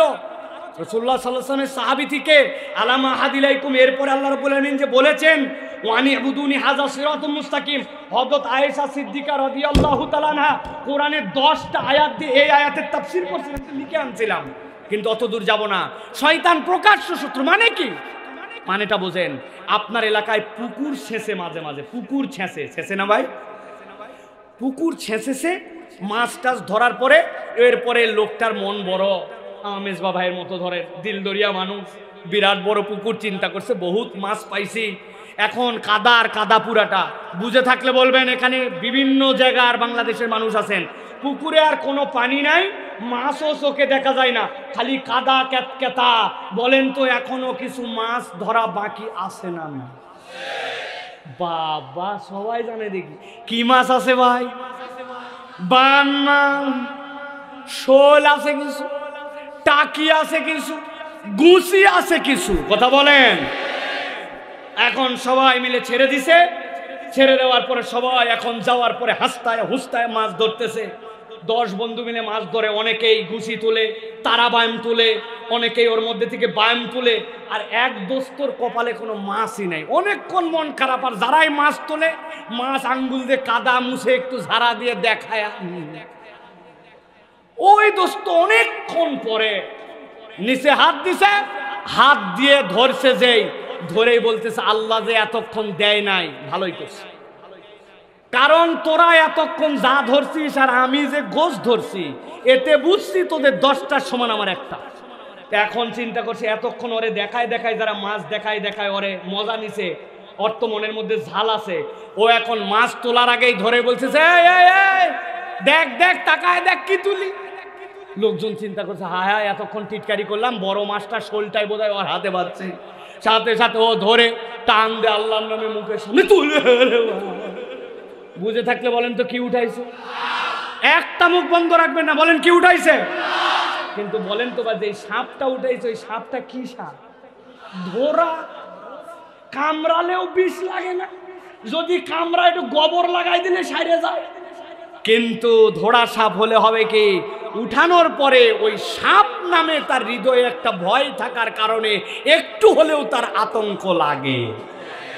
আমার আল্লাহ বলছেন ইন্নাশ শাইতানা লাকুম আদুউম মুবিন, শয়তান তোমাদের প্রকাশ্য শত্রু। আমি আল্লাহ জানাই রাখলাম, দেখতে পাও না, কিন্তু শয়তানি যারা করে, শয়তানের পদঙ্ক যারা অনুসরণ করে, সেটা কম হোক বেশি হোক কোন অজুহাতেই ঈমানদার গ্রহণ করতে পারবে। একটু করলে কি হবে, আছে না ভাই? খবরদার এই কথা বলা যাবে না। একটু করলে কি হবে বললে বিপদের বাজার হবে।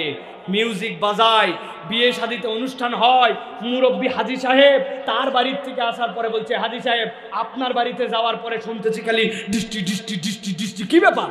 ঠিক আছে তোরও বিয়ে দেওয়া লাগবে, আর 2টা দিন সহ্য কর, বাচ্চা কাচ্চা মানুষ করে, আছে কিনা? আপনি কোনো অজুহাতে এটা করতে পারবেন না, তাহলে আপনি শয়তানের পদাঙ্ক অনুসরণ করলেন। মনটা খারাপ, স্যাড, এই জন্য কানের মধ্যে হেডফোন লাগায়া উনি ডিস্টি ডিস্টি শুনতেছে। মন খারাপ থাকলে গান শোনা জায়েজ আছে তো? বয়স কম হলে তো দাড়ি কাটা যাবে না ভাই, এখনো বয়স পাকাপোক্ত হয় না, নামাজ বাদ দেওয়া যাবে তো না? ব্যবসায়িক স্বার্থে মিথ্যা কথা তো একটু বলা যাবে না? খবরদার, ইন্নাশ শাইতানা লাকুম আদুউম মুবিন, ওই শয়তান ধোঁকা দিয়া তোমাকে জাহান্নামে নিয়ে যেতে চায়। অতএব শয়তানের ধোঁকায় আমরা যেতে চাই না। আল্লাহ বলছেন ওয়ানি আবুদুনি হাদা সিরাতুম মুস্তাকিম, তোমরা আল্লাহ রাব্বুল আমিনের সিরাতুল মুস্তাকিমের পথ অনুসরণ করে নাও। যুবক ভাই 1 মিনিট একটু সময় নাই, 1 মিনিট একটু সময় নাও। ওয়ানি আবুদুনি হাদা সিরাতুম মুস্তাকিম বুঝো। মোবাইলটা বের করছি, মাল্টিফ্যাক্সের মাহফিলে আসবো, কোন দিক দিয়ে ঢুকবো? গুগল অন করলাম, গুগল অন করে যেই না আমি সার্চ দিচ্ছি আমাকে বলতেছে ফার্স্ট আপনি আপনার যে লোকেশন আছে লোকেশনটা সিলেক্ট করেন। লোকেশন সিলেক্ট না করলে আমি কেমনে বুঝবো আপনি কোথায় যাবেন? ফাইন, আমি আমার লোকেশন সিলেক্ট করলাম দারুস সালাম। আপনাকে এরপরে বলতেছে হোয়ার ইউর ডেস্টিনেশন, আপনি ডেস্টিনেশন লেখেন, আমি লিখলাম মাল্টিফ্যাক্স। এবার আমার এখানে চলে আসছে ডাইরেকশন, আপনি ডাইরেকশনে যেই না ক্লিক করবেন সাথে সাথে আপনাকে রাস্তা দেখাবে।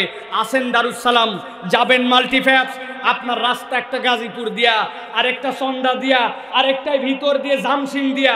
জামসিং এর রাস্তাটা আজকে আপনার জন্য ঝানজট কম, এখানে সময় লাগবে কম, অতএব সিলেক্ট করবেন, আপনি এই জায়গায় আসবেন। বলেন তো ভাই গুগল অ্যাপস ব্যবহার করে আমরা এই রকম ভাবে চলাফেরা করি কিনা?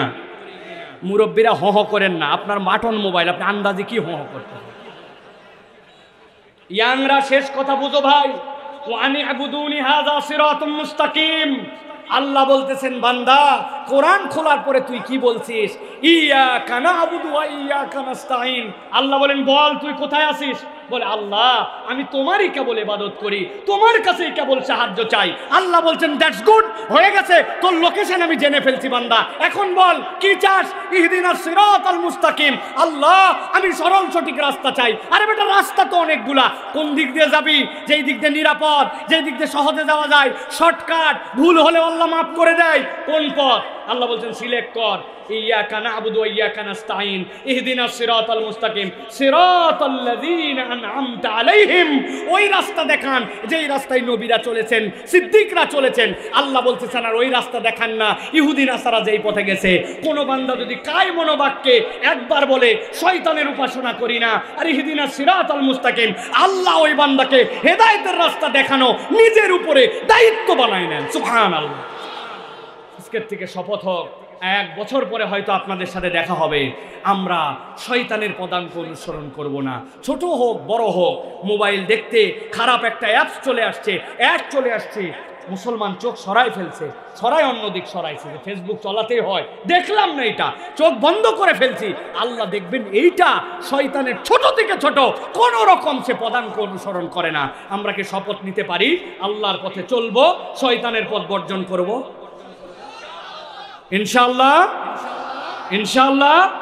মনে থাকবে প্রিয় ভাইরা, অনেক কথা কিন্তু এর মধ্যে বলা হয়ে গেছে। আল্লাহ রাব্বুল আমিন যেন আমাদেরকে আল্লাহর পথে অটল অবিচল থাকার তৌফিক দান করে।